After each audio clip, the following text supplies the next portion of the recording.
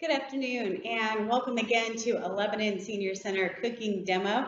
Today is the last Wednesday in September and we are finishing up our Garden Bounty series, talking about ways to use the vegetables and fruits from our garden. I guess we largely have done vegetables, but we're hitting on a fruit today too. And we are going to come up with a lovely little salad that you can use to act as a side dish, or I don't know. I think it could even be a nice, big, lovely salad to have as a lunch as well, or a light dinner. So this one involves kohlrabi. That's right, kohlrabi. If you aren't familiar with kohlrabi, you're not the only one. One of our seniors actually asked me to come up with a recipe for kohlrabi because they saw it in the farmer's market and wondered what the heck it was and how you used it. I've actually had kohlrabi before. I think it's actually good. I like to eat it raw. It is kind of like a cross between broccoli and a mild radish. Um, Slight variations in flavor there. A lot of people have their own description of what it tastes like. But it's a root vegetable. It looks kind of like a rutabaga. This is one when it's peeled. I was thinking I should have bought a third one so I could have had one sitting here so you could see it in its raw form. They are very interesting looking. I will get a picture of one or pull up a Wikipedia link to kohlrabi so you can click on it in the description and see what one looks like. I think I tried it first when I was trying to get my kids to try different vegetables, which means I also had to try different vegetables. And it intrigued me because it looked so weird. It looks like a little alien spaceship, in my opinion. They're kind of cool. So they're white on the inside, and they come in green or generally purple. On the outside, they have a really kind of thick skin that you have to peel off to get to the inside to eat. And these are the little shoots that come off it. They do grow above the ground, so that does have them be a little different than most root vegetables, but it looks like a little bulb, but it's got little shoots coming off of it. They just look really weird, kind of cool. But man, do they have a fragrance to them? It's not bad. It's just like this really fresh, again, kind of broccoli kind of smell. The whole room is starting to smell like these peeled kohlrabi right now. So today we are making a kohlrabi and crisp apple salad or slaw, depending on how fine you want to chop them up or grate them up. You can certainly grate your apple and your kohlrabi instead of chopping them. We are going to be cutting them into, little matchsticks today. And so we have two kohlrabi. These were the ones that are kind of the green. You can do green or purple, whichever you like to do. And then we have a Honeycrisp apple. That's what this is. I already got it peeled. Save you the time from watching me peel an apple. There is an option of putting some Gouda cheese in here. I love me some Gouda cheese, but we're keeping it light at work today, so we're not going to add the Gouda. We do need some tarragon. If you can find it fresh, I couldn't find it fresh here in Lebanon. Used to grow it at my house, but didn't have any right now. So you can use some dried. So I'm going to start with the little dressing first, so those dried herbs can kind of activate and impart some of their flavor. And olive oil, you can have a little salt and pepper if you want. Some lemon juice or fresh lemon. Fresh lemon might be nice because then you could zest a little of that lemon peel in there. Really add a freshness and a perk to it. And some sunflower seeds. Yep, I went through everything else. I had to, make sure I wasn't going crazy.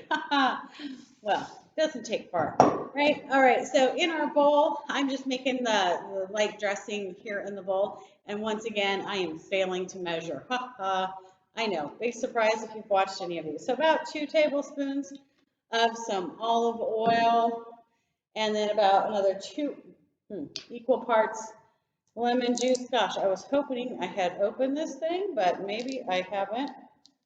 All right. This is not generally how you do this, but this is how I'm doing it today. Just taking the end of my blade. There we go. Here, I'd have to use the knife to cut the lemon, right? You're just going to watch me squeeze a lemon if I do it this way. All right, equal parts of lemon juice. And again, if you were using a real lemon, you could certainly grate some of that lemon zest in here as well. I am going to just do a little shake of salt, just a tiny bit, just to add just a little interest here. We try to keep salt down here at the senior center, and a little pepper, and then that tarragon I was talking about. So since I'm using a dry tarragon, if I can get the lid off, hardest part of this whole project is trying to remember all the lids, all the containers to open. I'm going to sprinkle out, I'm doing about, well, I was going to say half a tablespoon, but I probably ended up with a full tablespoon. So I'm going to rub that dry tarragon in my hand, kind of crush up some of those leaves. You crush up the leaves a little bit to kind of start activating any remaining oils. Oh man, that smells so good. Remaining oils that are in your dried herbs, your leafy herbs. It's always a great tip if you can remember to crush them up, rub them out. So we're just going to whisk together that olive oil and that lemon juice, the little bit of salt and pepper, and our tarragon. I'm going to do that trick of holding the bowl up to the side so we can really get it nice and sloshed together here. It's one of those fun kitchen science tricks because, of course, everything went together nice and liquidy. And then, lo and behold, you give it a little whisk, and you get this, you know, kind of creamy looking dressing between the acid of our citrus and the olive oil coming together. So always fun to do. Fun if you do get to see grandkids or do have a situation where you're living with some grandkids. You can certainly involve them in the kitchen and watch that come together. So we'll put our bowl off to the side now while that tarragon meddles there with our little dressing that we just made. And then we're going to turn to our other ingredients. Again, pretty simple here. So I've already cut up one of our kohlrabi, turned it into some matchsticks. So I'm going to go ahead and toss that one in to make some room on our cutting board so we can get the other chopped up. Oh, I flung somebody out of the bowl already. Shame on me. All right, just for some knife safety, I'm going to cut it in half so I can make sure, since they're kind of round objects, I'm going to get it on its side. So I make sure I put the flat surface down. Of course, cutting sitting down is one of the tricks in life.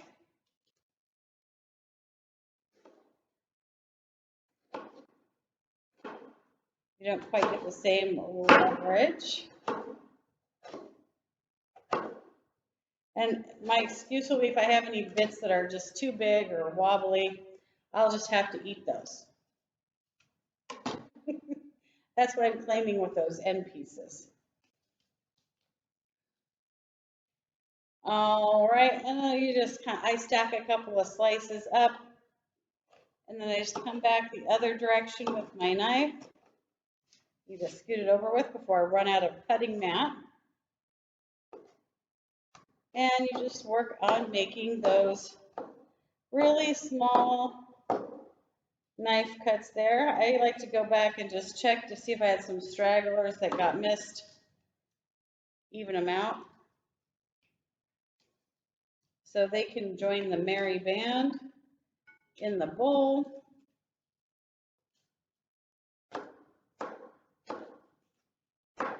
And if you have any cool tricks for julienning, you feel free to share them in the comments below. You know, it's one of the things I miss about doing these cooking demos in person, is I love to hear the years of experience from seniors who've worked in kitchens, worked the line, worked log camps, and all the cooking things they've had to do in their lifetime, military chow lines, whatever it was, in They come up with some of the best tips and tricks. Food Network ain't got nothing on a room full of seniors that have spent time in their lives cooking. I tell you what, that should be the Food Network show they do. Just all the tips and tricks from all the older generation, things to do in the kitchen. Certainly, usually is highlighted with some really interesting stories and some ways of doing things that don't use the kitchen gadgets and gizmos that we have today. They can really have some fun stories about their time in KP, whenever, everybody had to have some kitchen duty. You got in trouble, you were peeling potatoes or doing something, washing all the, scrubbing the pans for hours on end and all kinds of things.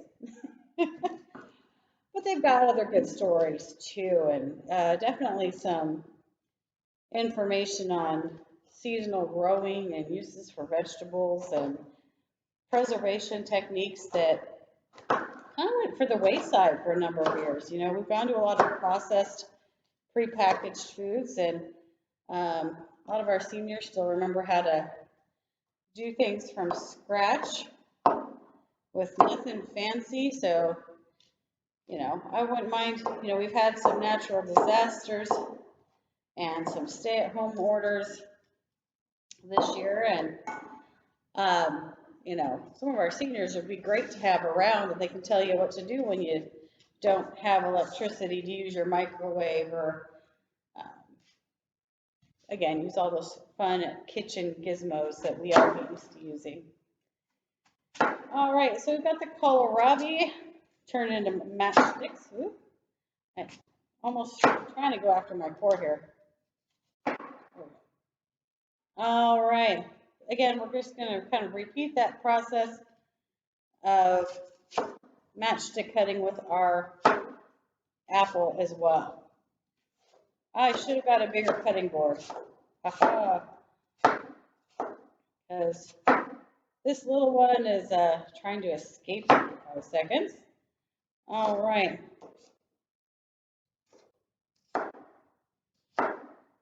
The apple is a little bit softer than I would like it to be. Hopefully you've got a nice crisp one if you choose to make this recipe. And of course, I just found some apples stuck to my knife blade. There we go. Get the apples in.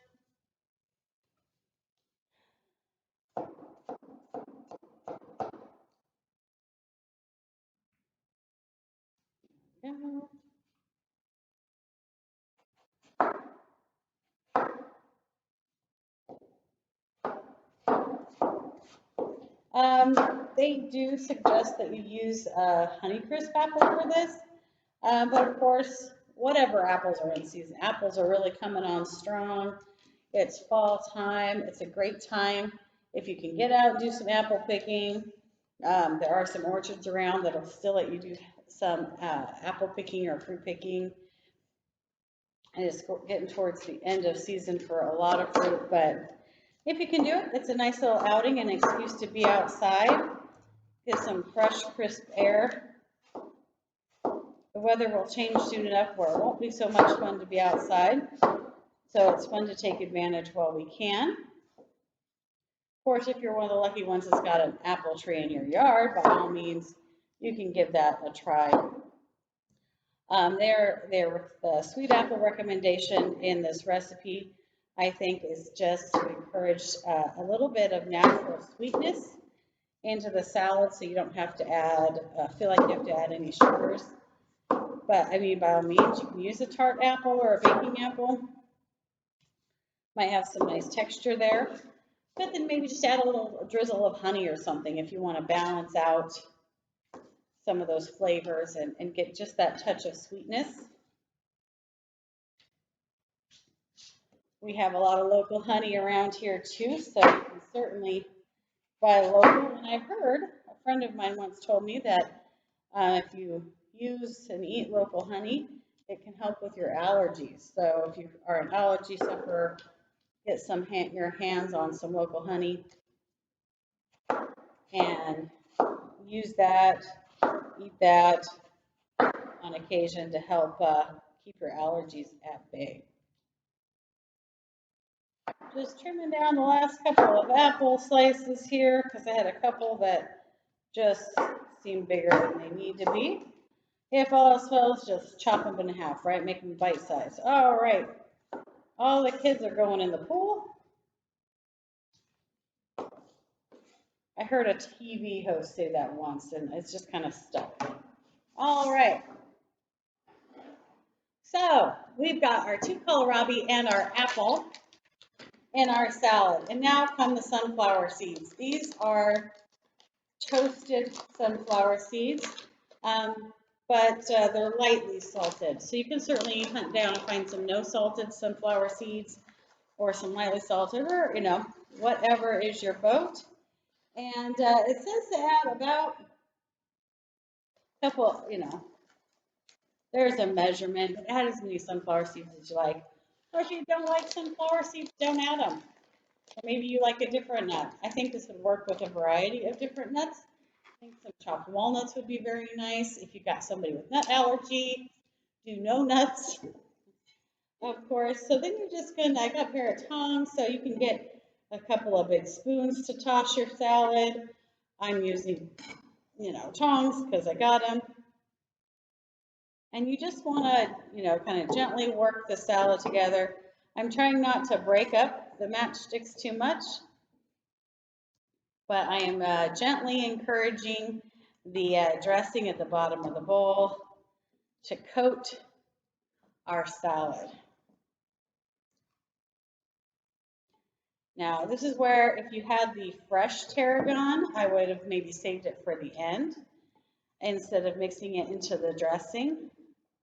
Or maybe a little bit of both. Chop some up to put in the dressing, but then save some bigger leaves to add into the salad. Oops, here at the end with the seeds. Yeah, I did that. I just flicked a bunch of sunflower seeds out. Because the green of the leaves of the tarragon would add a really nice contrast and really highlight this slaw / salad that we just made. So there we go. The our matchsticks of kohlrabi and apple are kind of nicely coated here. I could sit here and play this for another minute or two just because it's kind of fun to watch and a little rhythmic here. But there is our lovely little kohlrabi and apple slaw. I hope you guys enjoyed our cooking demo today. Give this a try. Kohlrabi can be hard to find in the grocery store. It is not something that I generally see here in Lebanon, but definitely at the farmer's market, it's usually readily available at a couple of the booths. Or you know what, I've got seniors that grow it here in our raised bed garden, so I don't think it's so hard to grow on your own.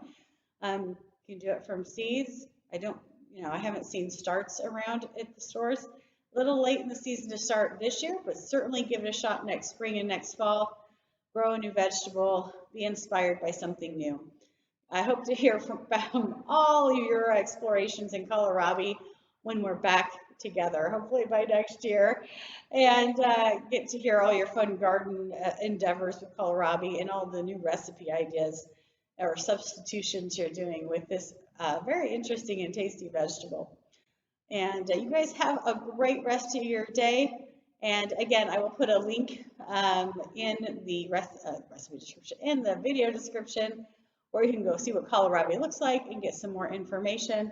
I do know that it's packed with some different nutrients as well, so it's really good for you. You know, most vegetables are. So you guys have a great afternoon. We'll see you later.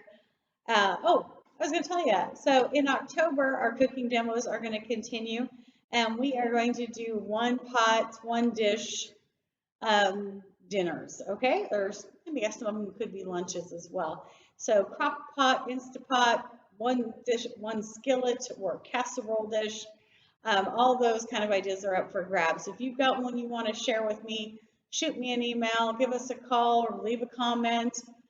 We'd love to get your input and have your ideas shared with us. And maybe we'll pick it and share it with everybody else too.